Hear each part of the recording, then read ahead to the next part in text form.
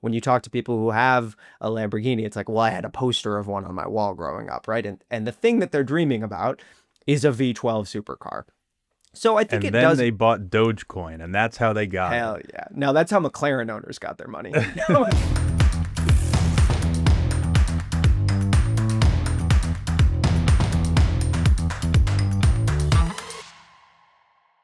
Hello, and welcome back to the Plugged In Podcast, a weekly news show from InsideEVs all about the future of transportation. I'm Tim Levin. On this week's show, Lamborghini canceled its upcoming EV, the Lanzador. I was actually one of the very few people to ever drive one, and I'll tell you about that. Uber is going harder into the autonomous space with a really interesting project called Uber Autonomous Solutions. Plus, I speak with Honda's home energy lead about the future of vehicle-to-grid technology. But before any of that, I'd like to introduce the new co-host of the Plugged In podcast, Mack Hogan. Mack should be a familiar face to many of you. He's our deputy editor at InsideEVs. Before that, he covered the car industry at Jalopnik, CNBC, and Road and Track. He's a very smart dude in terms of both cars and life, and I am very excited that he agreed to host this show with me from now on. Mack, welcome. Thank you. Good to be here. Excited to be on this. I like to yap a lot and I have a lot to say, so it's natural that I would end up on a podcast eventually. Yeah, I'm excited to carry the torch. Patrick, rest in peace. Just kidding. He's not dead, but dead to us forever. Yeah. No, we love Patrick. Big shoes to fill, but I'm excited to be here and talk about the news with you. Yeah. Should we get into it? Should we get into our first story? Let's do it. Let's talk Lambos. Yeah, so we're going to start off with some news from Lamborghini. Earlier this week, it killed off its first ever EV project, the Lanzador. The Lanzador was supposed to be a high-riding coupe, somewhere between an SUV and a Grand Tourer, and it was supposed to arrive in 2029. But in an interview with the Sunday Times recently, Lamborghini CEO Stefan Winkelmann said that demand among the brand's customers for an EV right now is, quote, close to zero. And this was the quote that kind of got all the headlines, that got all the traction. He said, investing heavily in full EV development when the market and customer base are not ready would be an expensive hobby and financially irresponsible towards shareholders, customers, our employees, and their families. So interesting stuff from Lamborghini. Obviously, the expensive hobby thing is like hilarious coming from the CEO of Lamborghini. The Lanzador, a spokesperson said, will launch as a PHEV instead, as a plug-in hybrid. Mack, you've driven your fair share of Lamborghinis. You've spent time around supercars. You know that market. What's your take on this? Is this like a smart move from Lamborghini? Is this not smart? What do you think? Yeah, so I mean, I do agree it's rich for them to call anything an expensive hobby, right? If there's one expensive hobby in the world, is supercars. But I do think people have taken that quote a little out of context of like, he didn't say that EVs are are an expensive hobby. He said that EVs when the market is not ready for them. And on that point, I kind of have to agree with him. And like, I go up to like the Rancho Santa Fe Cars and Coffee up here, and it's someone from the Midwest and a not particularly rich area. Seeing all these supercars out is crazy. And you talk to these people who own supercars. I mean, they're not typically environmentalists who are like desperate for a quieter and like smoother experience. They are people who like to show up and rev those engines. And they're also tend to be on the older side. And also notably, these are like dream purchases for these people. And when you talk to people who have a Lamborghini, it's like, well, I had a poster of one on my wall growing up, right? And the thing that they're dreaming about is a V12 supercar. So I think And it then does. they bought Dogecoin, and that's how they got it. Hell yeah. Now that's how McLaren owners got their money. But, yeah. And so I think it makes sense to recognize that like supercar customers aren't super stoked about EVs right now. But this kind of falls into another weird place that I think I see in the EV industry a lot, where companies say, well, the customer isn't ready, or the customer doesn't want this. And they sort of abdicate the responsibility for what the customer wants, when a lot of times they're in the driver's seat, right? Like these are the companies that have spent decades marketing V8 and V12 engines, ads with roaring engines and, tire smoke and all that stuff. And so I think it's a weird thing where I agree that the market is not looking for electric supercars right now. But that's also because no one has proven how to make a really great one, besides, you could say, some of these Chinese companies that have been going into it. But that's like the challenge, right? Like, it's not like people are going to start wanting electric supercars just out of nowhere. They need to be shown what's possible. And ultimately this comes down to it's a challenge of weight. Weight is the enemy of all supercars. You want good steering, agility, all of that stuff. Like, it doesn't matter if it's down low. If it's 1,000 pounds heavier than a gas supercar, you're going to feel that. And that's why Lamborghini and Ferrari both didn't start with supercars, right? Like, the Lanzador is supposed to be a high riding coupe thing, kind of like yeah. It's like they don't want to make I was going to say an Aventador, but I don't even, the Tamario or whatever the current one is, that's a supercar, because it wouldn't be what people want yet. So I think it's Temerario, I think. No? Temerario. What did I say? Whatever. They can't keep making up words and then expecting me to know what they are. I'm going to get comments from people who are mad that that's not a made up word, but it's all good. Yeah. And so I don't think the market exists right now, but like, someone is going to create that market. And if it's not going to be Lamborghini, it's going to be BYD or some company like that. Right. So I think this could be, short term makes a lot of sense, but long term, like, you need to figure this out eventually. What do you think, Tim? Yeah. I mean, I think the technology piece is definitely a thing, right? Like, they're not ready to make supercars that are electric because maybe the technology isn't quite there yet. I think the other piece is, like, these companies still need to figure out how to compete, even in that world. Like, when you're in an EV world where you can buy a Kia EV6 GT or a Hyundai Ioniq 5N or something that does 0 to 60 ridiculously quickly in like 3 seconds, these supercar companies have to be out there thinking like, well, I mean, or maybe a more apt comparison is like something, like a Porsche, whatever, Yeah. Taycan. Like, if you can get speed and you can get quickness at a very low price now. So Yeah. why go for that Lamborghini Ferrari type of deal? They need to figure out a way, once everything is electric, to really differentiate. And like, they're clearly, I Yeah. can see why they would want to kick that can down the road, right? Like, they want to Right. just be like, we're the company that makes amazing V12 engines and Yeah. supercars for as long as they possibly can until they have to. Right. And to jump in on that, I mean, this has been a problem they've been running into for a while, right? Like, the fastest gas car to 60 isn't a Lamborghini or Ferrari. It's like a Dodge Demon or whatever extra words they ended up adding after that to make it even faster. The limiting factor on acceleration for the past like 20 years is not really the engine as much as tire technology, And so already the acceleration thing has sort of reached its natural limit. Like, going 0 to 60 in 2.2 seconds is not fun. It hurts. Like, it just moves your guts around. And, so what they sell instead is the experience. They sell the noise and the, viscerality of the proper steering feel and just the balance of the chassis on the track. Like, all of these things are the things that we would spend pages and pages talking about when I was at Road and Track. And like, they don't have a way to do that to a better degree in the supercar market right now with an electric powertrain. And all of the amazing opportunities that electrification presents, like quad motor designs that give you crazy torque vectoring, things like that, they just haven't really matured to the level where they're like outmaneuvering gas supercars right now. And yeah, they're going to have to figure that out if they want to own this market in the future, because when everything goes 0 to 60 in 3 seconds, it's pure speed is not going to be enough. You're absolutely right. Yeah, and so I'll tell you, I mentioned that I drove this car that doesn't and may never exist.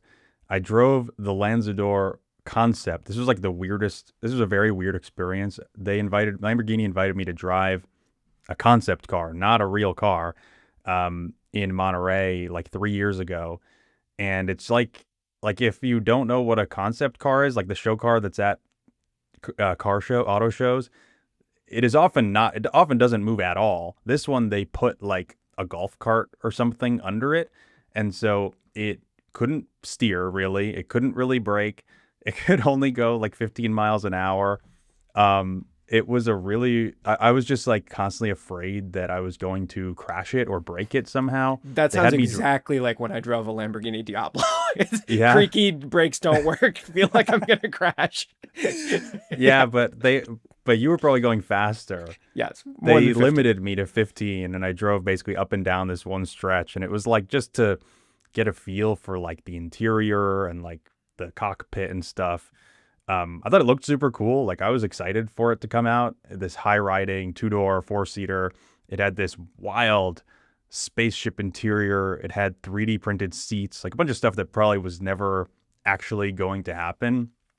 But I bring this up because during that drive, I talked to and I met Lamborghini's CTO, and he was basically telling me exactly this. He was like, we need to figure out what we're going to do in this era. Like, what else can we do, right? Yeah. And he mentioned basically what you're talking about, this kind of torque vectoring stuff, that there were opportunities for, like, he mentioned buttons on the steering wheel that could give you control over wheel slip or give you control over torque vectoring right versus left. So they're thinking about this, and there are other companies that are thinking about this, like BMW with its new M cars. They're all going to be quad motor with crazy, torque vectoring stuff.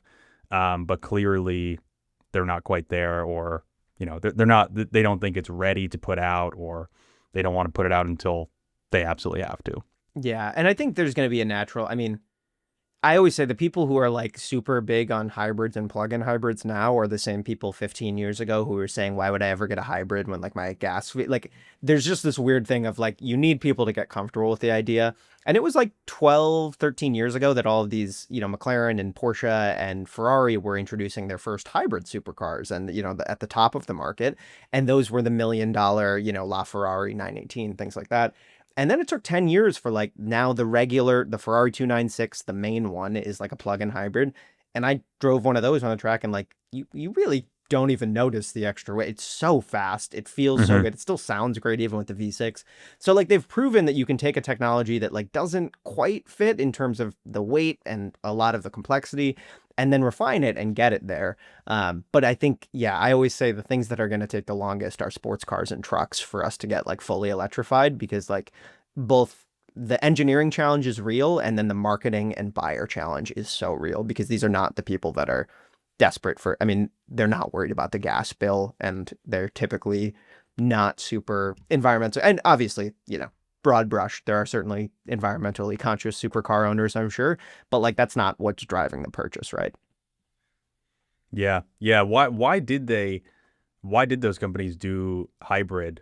Because now it's like, or at least for a time, right? The ones that you're talking about, those were like the highest performance cars. Yeah. Were the ones with some electrification. I think even still.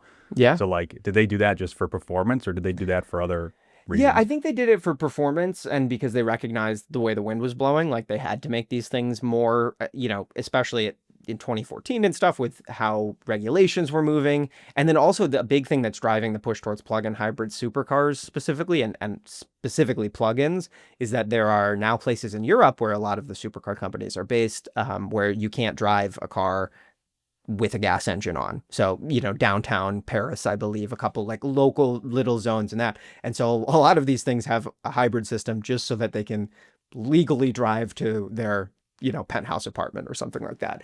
But also a big thing is like, we are kind of reaching the limit on a lot of internal combustion power. And the biggest limitation of internal combustion, right, is like you don't have that super low down power that a electric motor does. And so they're using it in all kinds of fun ways, like torque filling. So like the momentary lapse in power you get between a gear shift, you surge the electric motor through that so that there's no noticeable interruption power. I mean, just doing cool stuff like that. So there's like clearly a lot of ways that electrification can move that thing forward.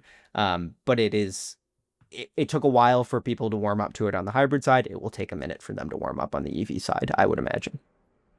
Yeah, probably. I'm sure we'll see a fully electric Lamborghini someday. It won't be the Lanzador by the end of this decade, it seems. But we'll be keeping an eye out for that. Yeah. So let's shift gears and talk about this big Uber news, because that's I would say, more important news, although maybe getting a little bit less coverage. Our audience is exclusively extremely high net worth individuals, Yes. but go on. Yes. Yeah. So the ride-hailing giant, and if you are a Lamborghini owner, ride-hailing is when you use an app to call a car as opposed to having your driver waiting outside. But the ride-hailing giant has been striking like tons of deals. We've been talking about this for a while with all these different AV companies, autonomous vehicle companies, as it looks to kind of compete with Waymo, but also serve Waymo and work with them. And so this like tangled web of who's their partner, who isn't, like who they're working with and providing services to versus running the whole thing has gotten very confusing. So our own Suvrat Kathari has been really good at breaking it down. He just had a story about how all of this ties together. And then right as that story comes out, Uber announces that they now have this thing called Uber Autonomous Solutions, which is basically the idea is that you're an AV company that wants to focus on developing your technology. You don't want to deal with figuring out how to operate a ride hailing service in a dozen different cities. And so the idea is that they basically handle all of it for the AV companies, except for the autonomous software itself. So it'll do the customer support, help them navigate regulations, offer insurance, training data, fleet management services, cleaning, like all of that stuff, all like the boring nitty gritty of it. And so those situations like where where the robo taxis are going to need humans, like Uber's going to be handling that, which I think is really interesting. Like it's a big development for the AV industry because you do have a lot of companies that are like, struggling to scale up and compete with big giants like Waymo and stuff like that. But it is also a complicated announcement. So Tim, like, what are you thinking about this? Like, what do people really need to know here? Yeah, I think you nailed it. I think it's super interesting. They basically, Uber for a long time has been striking these partnerships, right? Over 20 different partnerships. They've invested in autonomous vehicle companies. They're investing in charging. Now they're basically saying like, you make the cars drive themselves and we will handle everything else. And a couple of things that you didn't mention, it goes all the way down to the in-vehicle user experience. So they're basically saying that like across all these different partnerships where Uber is going to have AVs on its platform from all these different tech companies, like that UI will be the same. They're going to use their like in-house, product teams or whatever to develop that. And that's going to launch in the Lucid Gravity robo-taxis that are starting in San Francisco later this year in partnership with Uber. They're also developing a platform where these companies will be able to do remote assistance, right? So those moments where like the vehicle gets confused and it needs a little bit of input from a human somewhere, like they're going to facilitate that. Yeah. I think it's really cool. It's kind of going, it's in the same direction as all these partnership announcements, but it's just like even more of that, right? I think it's smart since there is tons of stuff that needs to happen if you want to build a robotaxi service that isn't just making the car drive itself. And if you're a small player, like if you're a Nuro or a Wave or whatever, if you're not like Waymo, I can see it being really attractive to have Uber handle all the like ugly nitty gritty stuff, all the, help you figure out the regulations, which like Uber did itself when it was launching ride hailing all around the world. So I can see how that would make sense for these startups. Yeah, I mean, there's a lot of it that makes perfect sense, right? Like just the fleet logistics. I mean, you've seen stories in multiple times of like Waymo getting bad press because like their logistics centers where all of the I-Paces that were parked, I remember, were like honking at each other in the night, or these complexities. And like Uber can also serve as sort of like a, for lack of a better term, a villain of last resort, almost as like Ticketmaster does for these like artists that want to sell it. Like, oh, we'll be the bad guy if it helps you make money. Like Uber can sort of smooth over a lot of these relationships, handle, they have a lot of direct relationships with different local governments that, when they first broke in, started as pretty adversarial, but I bet at this point they're pretty well integrated with all of the local governments. The thing that's most interesting to me and most curious is like the training data part of this. It's unclear to me what part of this is required to participate in, Uber autonomous services versus what is an offering. But I definitely think AV companies and people I've spoken to at them are very precious about data and also don't necessarily want to be using the same sets as everyone else. So I'm interested to see how that all works out, because one of the complexities of Uber's position, right, is they're so interlinked with all these companies, but then also kind of competing with them. And I would say Waymo is like a perfect example. Waymo does operate a taxi service in multiple cities that competes with Uber, but then in some cities it operates a taxi service through Uber. Yeah.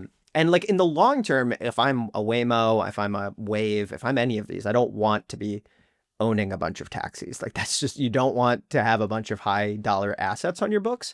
But I'm curious how that is all going to work, of like all of these companies sharing data, competing with each other, and also the visibility part, because there's two challenges if you're an upstart, right? Like the one thing is the technology component, but the other thing is like a Nuro or a Wave does not have the brand recognition that Waymo does, right? And getting that is very important to them.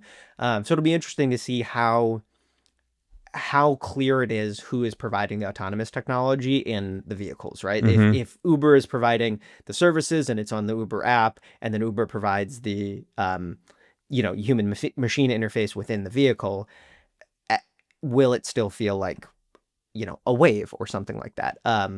I think probably yes. I can't imagine these partners would, it's very important to them. But I think a lot of the shape of this is still not super clear to me yet. Yeah. That's a super interesting point. We'll see. So I mentioned the gravity taxis are going to roll out this year in the U.S. They want to be. Uber says that it wants to be doing robotaxi rides in 15 cities by the end of this year.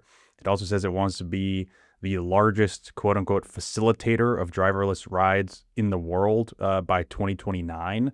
So like in the next couple of years, we'll start to see how these partnerships actually shape up in the real world. Like, do you know it's a Waymo, or is it just like Uber? Is it all just look like Uber?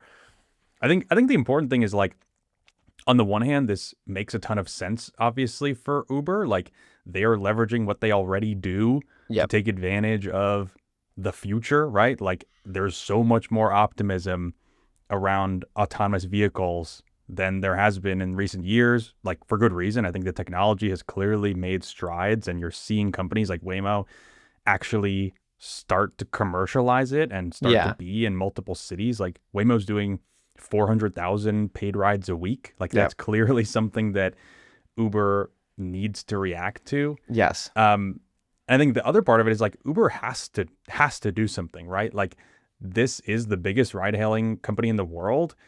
They need to prove to investors and to the world that like they're not going to get wiped out, by Waymo, especially by these other because companies. They blew their shot to do it themselves, right? Like they were very early in trying to do this way back in 2016, was it? That they had that, early program on it, and that woman died in that weird accident where it was technically the human operator was supposed to be supervising. There was a lot of complexity to it, but at the end of the day, like the technology failed to identify it, and it just kind of crushed their technology out of the gate. And so it's interesting that they are still being so aggressive on this, because I've seen some partnerships with Lyft, and obviously they're not sitting still on this, but Uber's been really aggressive with it. And I think it's quite clear why. Of just like when I visit San Francisco, I prefer using Waymos to Ubers. When it launches in San Diego, I will prefer using Waymos to Ubers here, because I don't find that Uber does a good job of ensuring that drivers are safe or comfortable. I know that's not it's an independent contractor. That's not their role. But I don't feel like I get a professional quality driver. Whereas in Waymo, I do feel like I get a professional quality driver. And the other thing that's interesting about, your point about autonomous vehicle acceptance being higher, like I think it's a tricky point, right? Because I remember that study, I wish I could remember who it was from, showing that like trust of autonomous vehicles massively increases in cities where Waymo is operating. And I find that very believable, in that like when I talk to my friends in San Francisco or LA or Phoenix or Atlanta, like it's a part of life. People use it, people trust it, or they're just like, some people are against it. But then I talk to my family in Ohio, in Cleveland, where there are no AVs, and they're still very scared of it. They don't know if they could ever trust it, right? And then like you ride in a Waymo once and it's like, oh, feels pretty cool. And smells nice. You don't have to talk to smells anybody. nice. You can put on your own music. And so the attitudes on this are shifting so quickly and vary so much geographically. And I think Uber is smart to recognize that, like, okay, we'll work with anyone to get here as long as it's on our platform. Like, we want to own the platform. You guys own the technology. Like, they are not going to be able to own the technology, and that's okay. There needs to be an Uber. There needs to be that service layer. And I think it makes sense for that to not be conducted by the hardware companies, because in the same way, Toyota does not operate Uber for you. The Uber driver buys a Toyota, Right, right. yeah. Yeah, no, it's super interesting. Yeah, to your point, Uber was one of the early players that was really aggressive in this space. It sold after that, in the kind of aftermath of that crash. It sold its own in-house division developing autonomous cars to Aurora, which does trucks, in 2020. And now, yeah, it's in this position where, like, oh shit, like autonomous vehicles are kind of here, and now we don't have the technology. It's kind of on the back foot, I think, in a way that I didn't necessarily totally realize until I saw that they, in their latest earnings report, as part of it, they included this document that was all about misconceptions around autonomous vehicles. They were like, we understand that our investors are concerned about how this impacts our business. We want to tell you about, like, why we don't think it's as big a concern as you do. They were like, it's not going to scale as quickly as people think, like, and they mentioned basically how, like, San Francisco is this, very specific environment. It's not necessarily true that, like, it can scale to all these other cities as easily as it did in San Francisco. So clearly they recognize that, like, they need to do something here. Yeah. I don't know if the public or the investors have realized the extent of the steps they've taken. But it'll be really interesting, I think, to see. It's made me think, like, ultimately, who does have the power, right? Like, you have Waymo expanding very quickly, and that's deeply in, like, the public consciousness around autonomous vehicles. And then you have Uber, which clearly is the best, has the biggest platform. At the end of the day, like, if Waymo expands into a ton of cities and it decides it doesn't want to partner with Uber, it's cool to run all this stuff itself. Like, where does that leave Uber, right? Are we going to end up just because you're in San Francisco, I just want to jump in on that point of Waymo really being in the public consciousness, because I am shocked to this day how many people I mention, like, Waymo rides to, and they're like, "What's that?"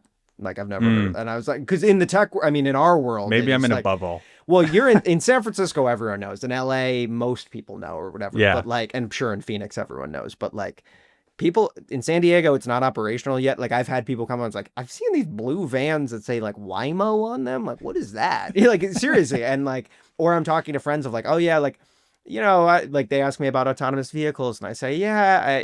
Often the first question is not about Waymo, it's about Tesla.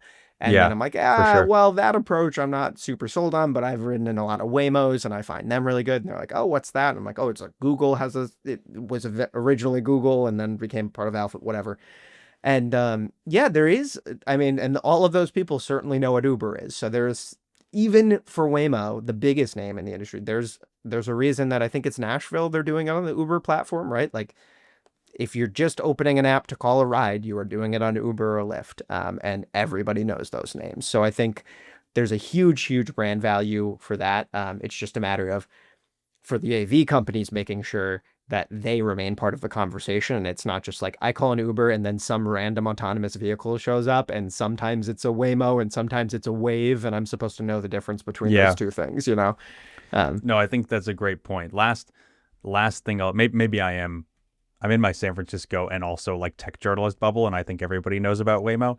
The last thing I'll leave you with is this really interesting piece of data that I saw in the journal the other day, which is that Waymo, in its latest funding round, Waymo is now worth on the private markets $126 billion. Uber, public, Uber's market cap is about $150 billion. So despite the fact that Uber is this, like, gigantic profitable business, it seems like people perceive Waymo as the one that is more likely to win, or at least they're valuing it almost as highly as Uber, which I think is super interesting. I mean, I buy that in terms of, I don't know about win as the context of just, like, I mean, if you are the taxi operator or you are the company that sells taxis, I would rather be the company that sells taxi, right? The hardware cost of these, especially now with the drivers going away. I mean, we've seen some reporting about what these cars might actually cost, but it's a super, super expensive thing. And I would rather sell a world-class product that no one else could possibly make than basically be a middleman for independent contractors to find. I mean, and that's not to demunitize. I'm not even gonna Diminish. try diminish the importance of Uber and how hard it was to build up what they have. But like, if Uber's expensive, I just check Lyft, and like Waymo does not have that level of competition where you can totally replace what they provide with just a different service that connects you to another person. And I think there's a lot of growth in Waymo, but if Uber can become like the giant that has all these partnership, and Lyft has no AVs and is, or one partner and is stuck, dealing with whatever they could provide, like it may make Uber irreplaceable in the way that I think Waymo right now is.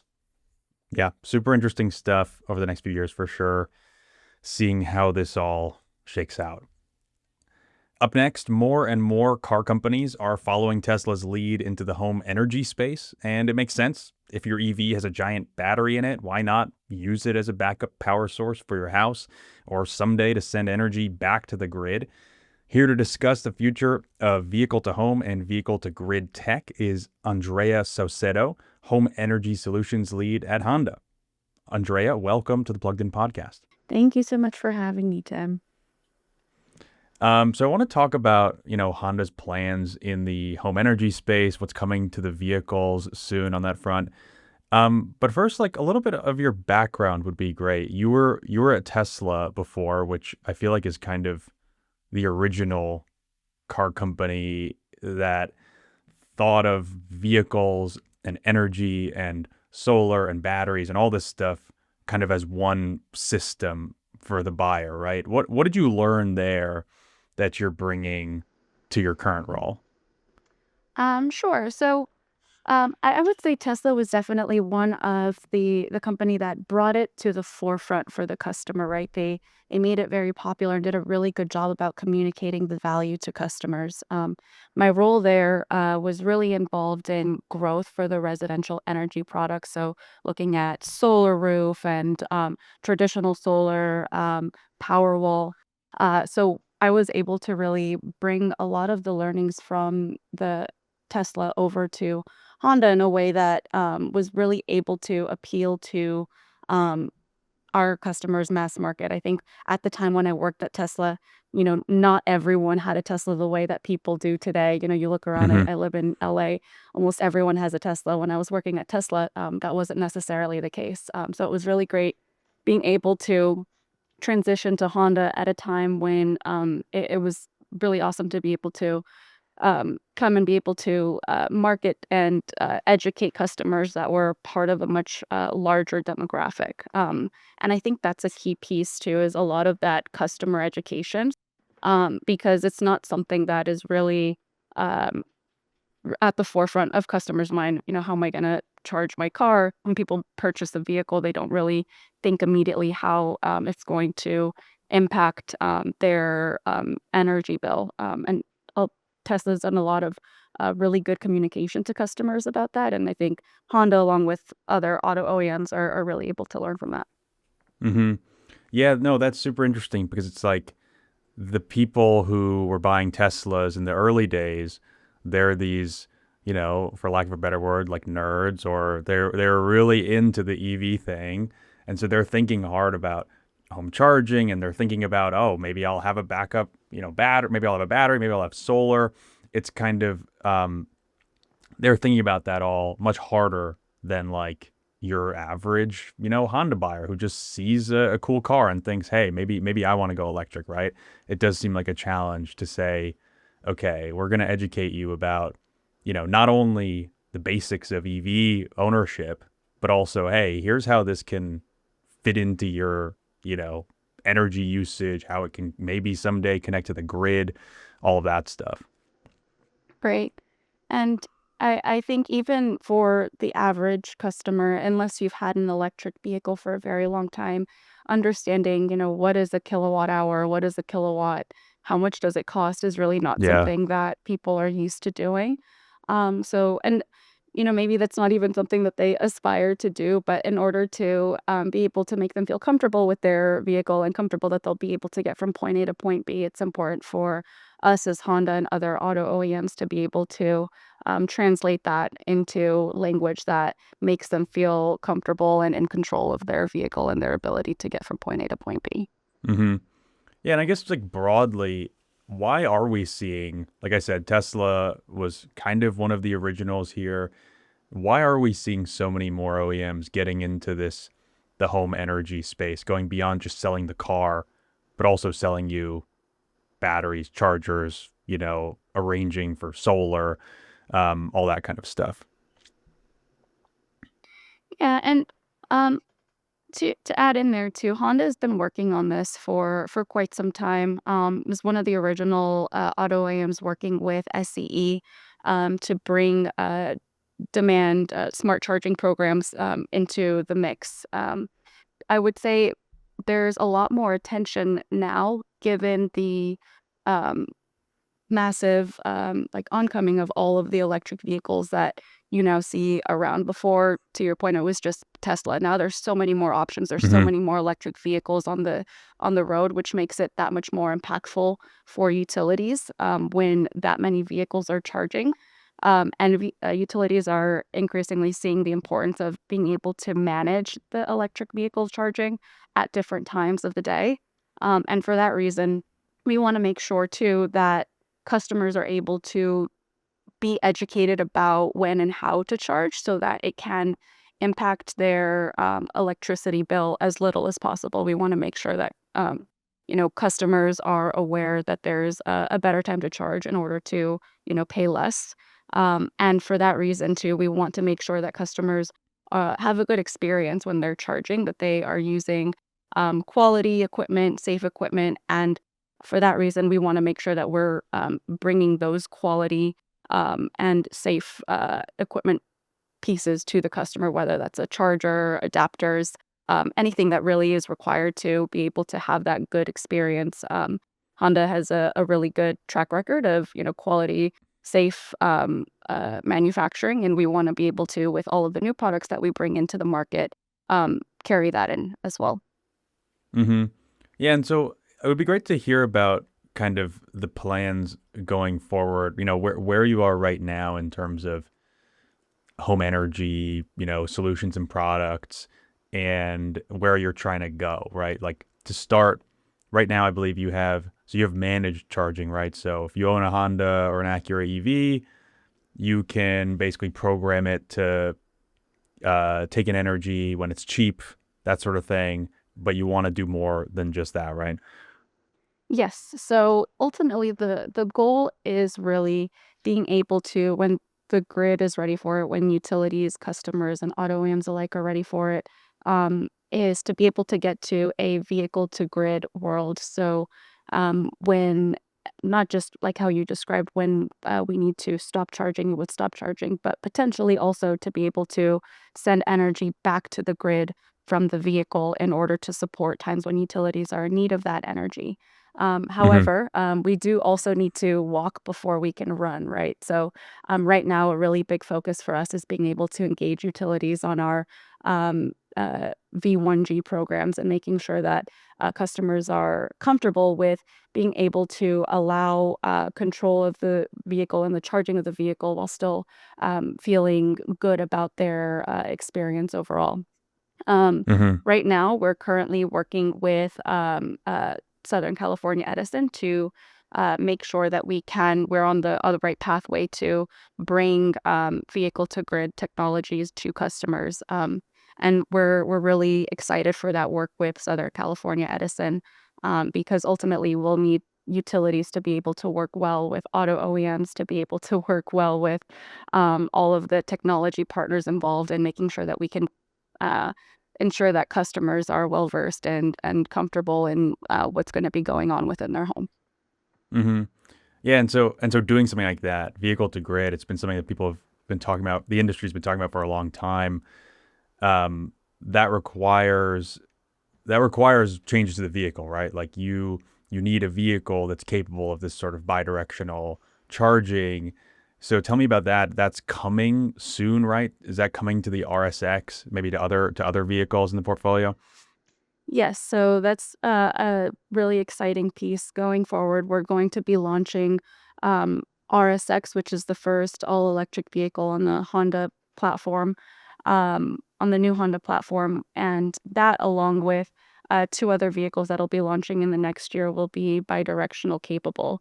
And that's correct. When we design a vehicle, they do need to be designed with that bidirectional capability already in mind, and that's exactly what the intention is for the future EVs that Honda will launch. Yeah. And so what are you looking for in that pilot? Like I think I think from the outside, people think, okay, great. You have an EV, you have a battery. Sure, let's just like, take put in the energy whenever it's convenient, take it out, put it to the grid. What's hard about what's the challenges with creating this whole ecosystem? Why is it that people have been talking about V to G for a long time, but it's so far it's been in this sort of pilot phase? Like, what are the challenges to getting that future where you have this amazing, distributed network of cars, batteries doing what they need to do all the time? What is standing between what we have right now and that sort of future that you're talking about? Sure. So, like I mentioned, there's a lot of moving pieces and players involved in making sure that the vehicle can communicate with the charger that's communicating with the electrical system within the home and within the broader electrical system that's managed by the utility. Given all of that communication that needs to be coordinated and standardized, that's really the missing piece, right? Is making sure that the coordination and standards to ensure safety and reliable operation are in place. Mm. So right now, is there no like industry wide standard for pushing energy back to the grid? It's kind of each company working with different utilities and sort of figuring out how to do it on a one off basis. There's standards that are in progress, and I think mostly, making sure that those are really the ones that are being uh, carried through by both auto OEM and, for example, are the manufacturers of the chargers. That's what's important. I think it's still really early and it's the beginning, and making sure that the standards that exist are able to be replicated and are reliable and well-oiled machines. Mm-hmm. Yeah, and is part of it also just that, the industry and utilities are kind of waiting or looking forward to the day when there kind of there's enough of a fleet to actually make this like make sense to implement as a program. Like in most of the country, EVs are really dispersed. Maybe there are some parts of California where EVs could really play a big role in the grid, but is part of it looking to this future when, yeah, there's an EV in, half of driveways. And so V to G just automatically makes sense. Yeah, absolutely. And I think that future, it is more of a matter of when than if. But that's Hmm. exactly to why Honda has engaged in our joint venture, ChargeScape, which is bringing together a handful of other big OEMs to make sure that, one, we're able to solve the problem of that coordination and communication with the utility, one, and then two, that to ensure that we do have that significant mass in a way that's really helping us bridge that transition between now and the future when every single vehicle is electric, and also bridging that gap between us, the auto OEM, and the utilities. So that's a Hmm. really big role of our ChargeScape joint venture. Yeah. And so you opened up talking about the sort of marketing or the communications or the education challenge, explaining this sort of thing to people. What's in it for a customer? What do you think you can convince somebody to like, okay, like great, you can participate in the grid. Why should an EV owner care about that? I guess it's partially you mentioned you walk before you can run. So, the idea of vehicle to home is something people can maybe get behind more easily. Okay, I'm backing up my own home. And then the natural next step is, okay, I understand why it's maybe important to also participate in the grid. Like, do you see that as a challenge?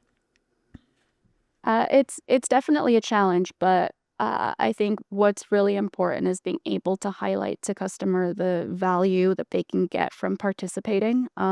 Ultimately, a customer's biggest goals are, wanting to remain comfortable, but at the same time, if you tell them, "Hey, this is really a feature of your vehicle. It's not a drawback. It's a feature of your new vehicle. You can go into your phone, set your settings, kind of set and forget, and then in the background have your vehicle earning you some money so that you're paying less on your overall electricity bill." I think that's a pretty worthwhile value proposition for the customer.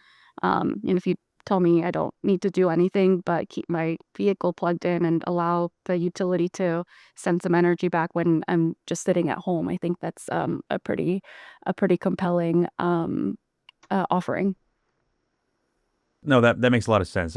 Yeah, you just get paid for it, right? It's a big value to the utility to have this extra energy around when there's high demand, and so they'll pay you a little bit for it, every day or every week or whatever.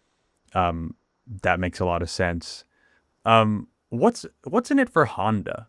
Is it mostly, it's an extra feature on the vehicle. It's makes the vehicle more competitive, and so you can sell more of them. Or is there another business case for going hard into bidirectional charging, vehicle to home, vehicle to grid? That's a good question. So, the answer is twofold. One is, you're absolutely right. We want to make sure that our vehicles are offering the best experience for customers that they're competitive with in the marketplace. Because this is the direction that the industry is going, it's really important to us that we're giving our customers, the best offering in terms of energy management that comes with their vehicle that we can. And working within the home energy ecosystem is a really important piece of that. And then the second piece is our sustainability goals as well. So our target is zero carbon by 2050, and making sure that our vehicles are able to be also intelligently managed with the solar and the battery energy that may be on people's homes is plays a really big role in that. So yeah, both customer side and then also our sustainability goals. Mm-hmm. Got it. Yeah, I think that's a good place to leave it. Vehicle to grid, super interesting. I'm excited to see it come into play more and more in the coming years. Maybe someday we do get to that future where vehicles are just participating in the grid, sending energy when it's needed. Super cool stuff. Thanks so much for joining the show today. Really appreciate it. Thank you so much. Appreciate it. All right, now it's time for Plus Minus, our segment where we talk about who's up and who's down in the EV world. Mac, who you got this week? Yeah, I'm going to throw out my minus for Lucid's pretty tepid growth numbers. Yesterday was yesterday as of recording. On Tuesday, there was a earnings call where they talk about what's going to come next for this year. And they were predicting about 25 to 27,000 units this year, which is definitely growth, and that's great for them. But what was kind of concerning to me is Gravity doesn't look like it's going to get... They're not predicting that it's going to do much better than it did in Q4. And Gravity had a weird launch. It was... delayed, and then there was software issues, and then the production wasn't quite on schedule, it sounded like. And all of last year I was thinking, okay, well, we're not seeing a lot because they're having production problems. But this is the first sign I'm getting that okay, maybe there is a pretty low demand cap. And they talked a big game about Gravity being this seminal moment for them, and it looks like it's kind of got the same problem the Air did. It's a little late to a segment that's kind of saturated. There's a lot of super expensive electric SUVs out there, and Cadillac makes two competitors to it on its own. Yeah, and I think they're still struggling with branding. I at this point in Rivian's trajectory, I was getting a lot of random questions from people of, oh, I saw this cool thing, and what's that? And I still, when I tell a normal person about, oh, I'm driving a Lucid, I get quite a lot of like, huh, what's that? I've never heard of it. Yeah, So I'm hoping that for their sake, that the midsize SUV breaks through all of that clutter, but it's also going to come after a lot of these big competitors show up, like R2 and things like that. So they definitely need a breakthrough moment. And I thought it was going to come last year. And then when it didn't come last year, I thought it would come this year. And now they're basically confirming it's not happening this year. And they only said they have cash on hand to like get through the first quarter of 2027, something like that, first half. first half of 2027. And yeah, that's just with such low predictions for this year, it's like, all right, they are running on tight margins. Yeah, for sure. It is like at the top end of that, the 27,000 would be 50% production growth over last year. So it's like growth, but Right. from a kind of low base. And you mentioned Rivian. Like, the interesting thing is that Rivian and Lucid essentially launched their debut vehicles at exactly the same time in like late 2021. And to me, you look at where Lucid is and you look at where Rivian is in terms of the brand aspect. Maybe you're again going to be like, nobody knows what Rivian is, Tim. You're in your San Francisco bubble. No one's ever But heard of it. I believe that Rivian really has done well with like setting its brand apart. Like people see these, they kind of know what it is. Yeah. It's aspirational. Lucid hasn't quite gotten there yet. Maybe this Yeah. marketing campaign with Timothy Chalamet will like do exactly what it needs to do for them. But right now, yeah, it's got to be the midsize, which we don't know exactly what it is yet. We know that it's launching at the end of this year. We're supposed to learn a little bit more about it next month. So yeah, the Gravity, it turns out, is not.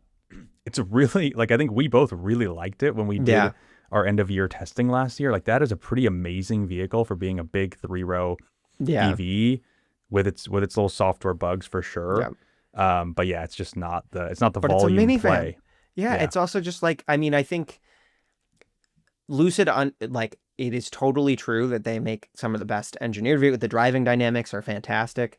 But I think people don't realize it is easier to make a good car than to make a car that people want. And Rivian is doing something no one else is doing.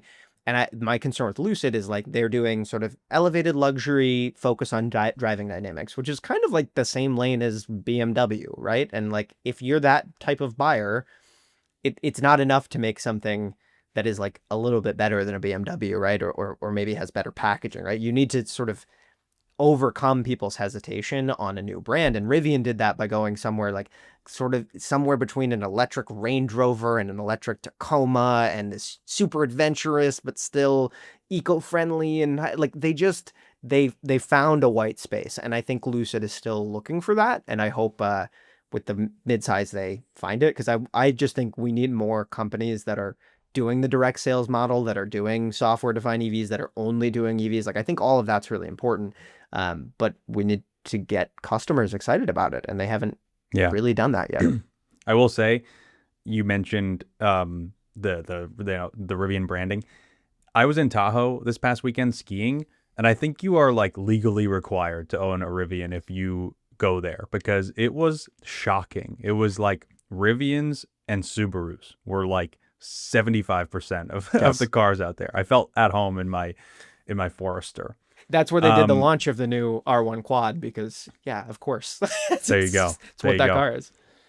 I have a minus also this week, unfortunately. Maybe next week we'll try to be a little more upbeat. And it's a minus and a plus. The plus is that our very own Mack Hogan got this scoop for InsideEVs. The minus is the actual news, which is that the Nissan Leaf S, which is the entry-level version that was supposed to come out this year, is now delayed indefinitely.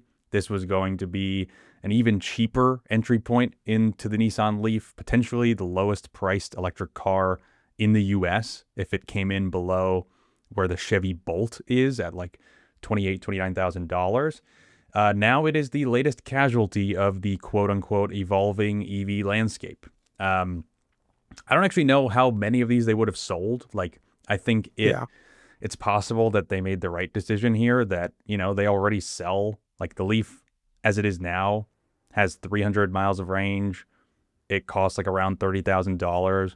Maybe this smaller battery, slightly cheaper one, like wouldn't have been enough of a differentiation. But I think it's still a shame to lose, what could have been another just like really affordable EV option.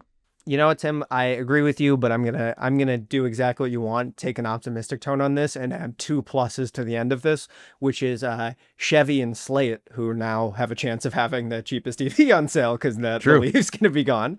No, I agree with you though. I don't think. I think this is a car that people would have been really excited when it came out, but I don't know that people would have really purchased it. Especially, I mean, and this is a problem for the Bolt and for the Slate and all kinds of stuff. Of just the used market, when you get to that level, starts to be like, well, I can get a used vehicle that has 300 miles of range and like, get a used Tesla.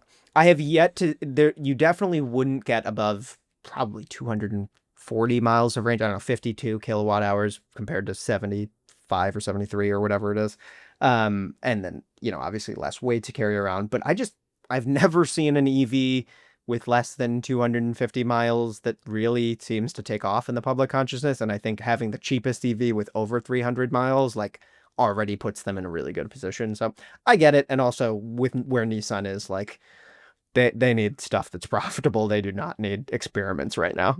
All right. Thanks for listening to the Plugged In podcast from InsideEVs. We'll be back next Friday. Today's show was produced by Michael Perkins and is brought to you by the Motorsport Network.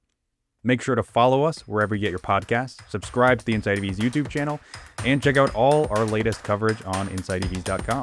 See you next time.